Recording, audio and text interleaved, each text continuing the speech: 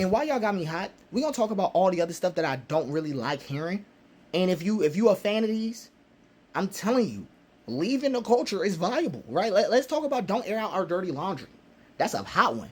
They be trying to say they're protecting the community from public judgment, but actually it just silences abuse, exploitation, and generational harm. It protects abusers and toxic leaders for the sake of unity and discourages accountability and healing. But here's the next one. Here's the next one, right? Before I get too warm about that. You sound like a white person, right? Cultural protection, defending authenticity. You could call it whatever you want to call it, but it's really just policing how blackness is expressed. It's actually just policing how black intelligence is expressed and policing how black softness is expressed. It reinforces the idea that black identity is monolithic and must stay in a survival posture. It shames black kids for curiosity, for articulation, for academic ambition. Because we comparing them to a white person? Stop playing with me. Right? And also let's just go into that's just how it is. Right? They be trying to say like, oh, I'm just keeping it real, I'm just accepting the situation. You actually passing down generational trauma without any resistance. Any resistance. You butt it out. You butt it up. Butt it up. All the way. You butter down. Greasy passing down the generational trauma. Bothering me.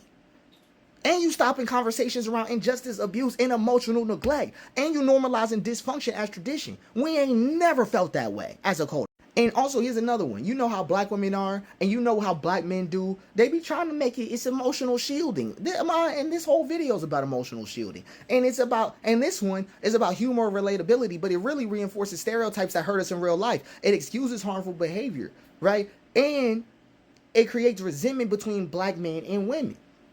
It's literally a waste of time. I covered this too many times, but it's not relatable when you're suffering. Okay, you needed help. You needed culturally competent help.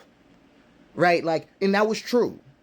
And instead of that, you're hoping that through allowing us to giggle, in pain, a solution shall, bubble up. No. Like, people say that we don't talk about solutions enough, but sometimes in the search for a feeling, you ignore solving the math problem. Right? Like it feels bad to take a test. And it feels bad to study for a test. But you can't just play all day and then go there and expect it to work on either side. Right? And also, that's gay and pause. Right? I talked about this before.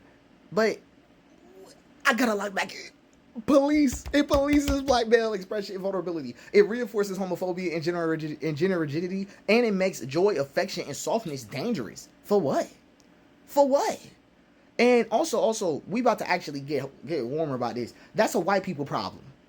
What does this mean? Usually, it's like cultural clarity, right? Or community pride. Like I can see colors, right? That's what they be trying to hit you with. But it really keeps black people from seeking therapy, support, or justice, right? It treats trauma and mental illness, right?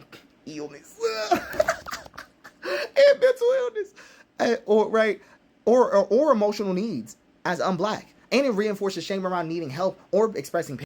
But here's a real tough one. And I hear this one more than a lot out of my folks.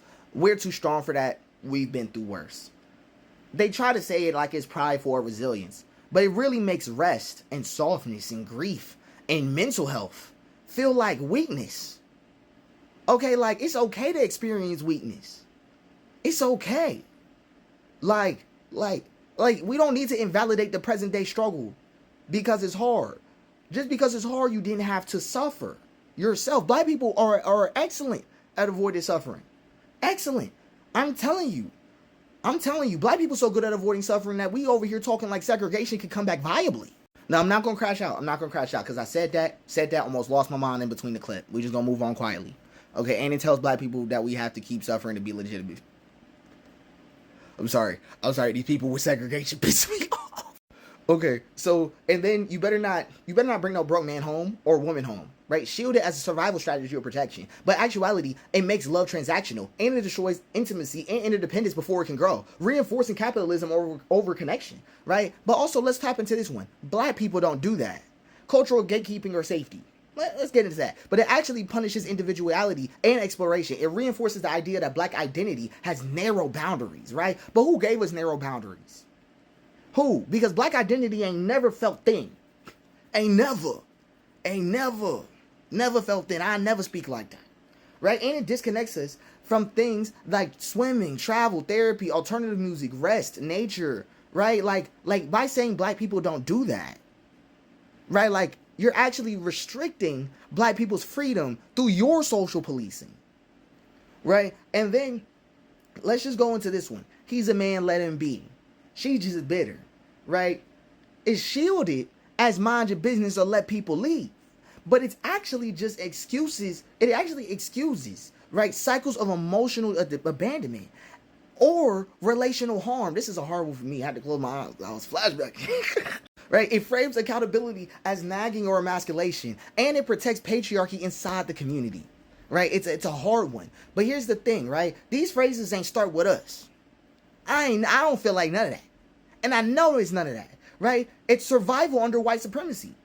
Right? It's keeping family name clean when systems targeted us. It's policing ourselves harder than the world does out of the fear that the world got more to offer.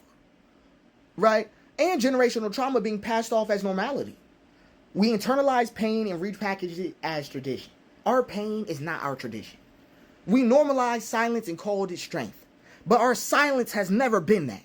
And we confuse survival with healing. But survival has never been that. Okay, so black conversations are sacred, but they have to evolve, right? So we're not here to shame each other. I don't want y'all to think that, even though I'm pissed at some people this week. Well, I'm not here to shame each other, and you shouldn't be either. We're here to set each other free from the scripts that white supremacy wrote for us to recite each other, right? And when we start unlearning these harmless phrases, we unlock a real healing that has always been available. So that's really all I got with this. And I don't want to go too far because the point has been made.